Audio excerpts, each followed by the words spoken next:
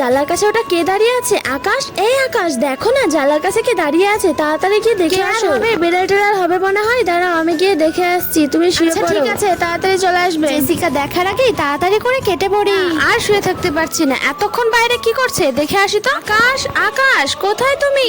এই দিয়া, একবার বাইরে আসো তো। ভাবি, এত রাত হয়ে গেছে এখনো ঘুমোওনি? দেখো না, আমাদের জানলা দিয়ে কেউ একজন উকি মারছিল, সেটা দেখতে পাঠিয়েছিলাম তোমার ভাইয়াকে। এখন আমি বাইরে এসে দেখি কেউই নেই। ঠিক আছে, চলো বাইরের দিকে দেখে আসি। আকাশ ভাইয়া, এত দেরি করলে যে? চোখে ফাঁকি দিয়ে আসতে তো একটু দেরি হবে। তাছাড়া আমার পায়ের অবস্থাটা খুব খারাপ, এই অবস্থায় জেনে শুনে তোর ভাবি আমাকে আসতে দিত না। বর্ষার সময় এই জমিটাতে অনেক মাছ জমে, এই জন্য তো তোমাকে ডাকতে গেছিলাম। তুই তো মনে হচ্ছে একাই সব মাছগুলো ধরে ফেলবি, আমার জন্যও কিছু রাখ। আরে পাশের জমিতে কে যেন কথা বলছে, এটা তো আকাশ ভাইয়া আর বনিদা। দাঁড়া, ওদেরকে মজা দেখাচ্ছি। না বলে মাছ ধরতে আসা, দেখো কেমন লেজ গুটিয়ে পালাবে।